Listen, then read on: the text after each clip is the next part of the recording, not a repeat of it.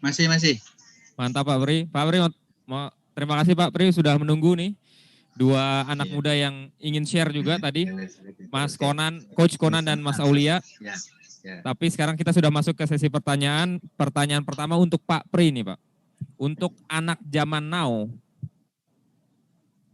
yang sebagian besar tidak memiliki daya juang tinggi, mudah menyerah, mencari jalan pintas dan instan, tidak punya kultur grit, kaum rebahan. Ini gimana Pak?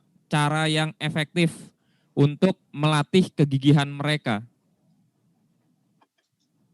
Waduh. Berarti ini anak muda ini Pak. Generasi zilenial, bukan yang baru-baru sing anyar-anyar iki Pak. Oke. Baik, terima kasih. Saya menyimak banyak pertanyaan nih. Kayaknya sih kalau dijawab semuanya bisa sehari semalam. Enggak Senin Kemis kita puasanya. Oke, memang tidak mudah. Memang tidak mudah untuk saya juga punya pengalaman karyawan di tempat kita sudah generasi Z ya.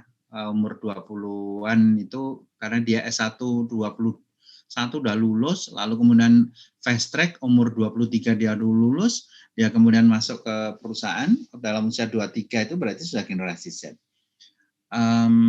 Begini, kita mulai yang namanya attracting itu adalah bagaimana ketika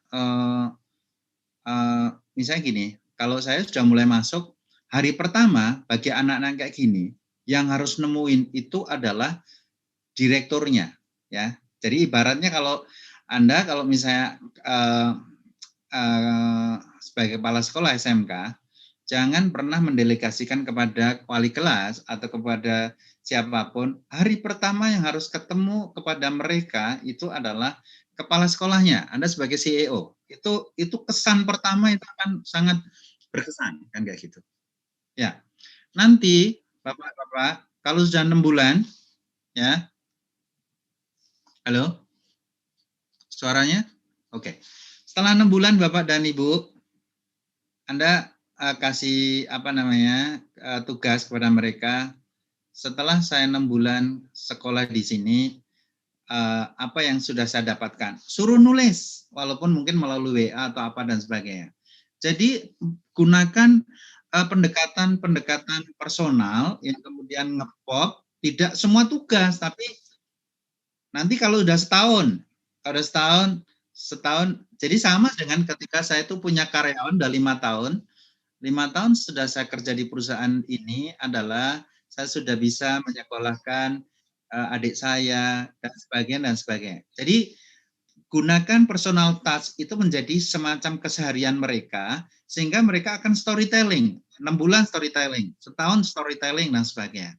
Sehingga nggak merasa guru itu kayak enemy yang menakutkan. Jadi sorry tadi ada juga nanya, bagaimana mungkin kita sebagai guru itu galaknya kayak Chef Juna? Ya jangan nunjuk-nunjuk lalu kemudian itu bukan, tapi sikap kita untuk menjadi seperti Chef Juna itu adalah orang itu kalau terlalu dinina bubukkan itu akan ketiduran. Tapi kalau dia di challenge ya, di challenge kamu bisa begini. Sama seperti saya. Saya kalau ngajar saya nggak mau ngasih nilai B. A minus saya juga nggak mau. Minimal A dan A plus plus. Caranya begini. Begini. Di luar itu saya tidak saya akhirnya semua mahasiswa saya itu dalam pertemuan sampai 8 kali mereka intens dan kemudian menjadi komunitas. Jadi kita walaupun sibuk apapun gunakan personal touch itu. Itu salah satunya. Begitu Mas. 6 bulan sesudah sekolah ini saya dapat apa? Setahun setelah ini saya sudah pacaran misalnya kayak gitu. Siapa dia terbuka kan kayak gitu. Dan sekali-sekali ya Bapak dan Ibu bikin namanya survei kepada siswa dengan ada semacam open source. Suasana hati mereka hari ini tuh apa? Misalnya kelas 1, kelas berapa gitu, Anda kirim. Lalu dia harus respon. Suasana hatinya, emotikonnya seperti apa. Itu penting banget sehingga di belakang dia tidak akan ngedumel. Jadi begitu dia lihat emotikonnya itu misalnya nangis di telepon. Kamu kenapa?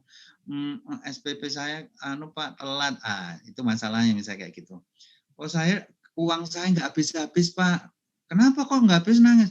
Nggak habis potongannya Pak. Jadi dipotong kan kayak gitu kan. Jadi kan juga guru itu juga kalau saya seperti mahasiswa atau kemudian karyawan saya, loh kenapa setiap tanggal 20 kamu tuh kok nangis?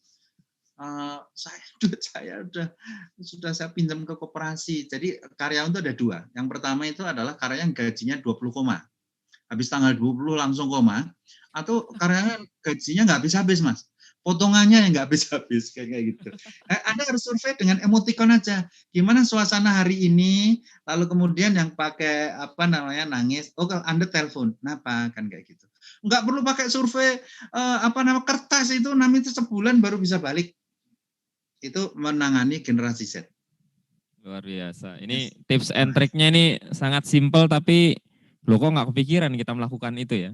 Pertemuan pertama oleh kepala sekolah di hari pertama, lalu pendekatan personal yang unik dan survei yang simpel aja melalui smiley, chat dan segala macam itu sudah bisa dilakukan pastinya. Tidak ada alasan untuk kepala sekolah dan guru yang sudah mendengar ini untuk tidak melakukan, berarti ini warna karakternya harus dicek ulang. Udah denger segini banyak informasi nggak dikerjain, ini berarti karakternya mungkin warnanya abu-abu.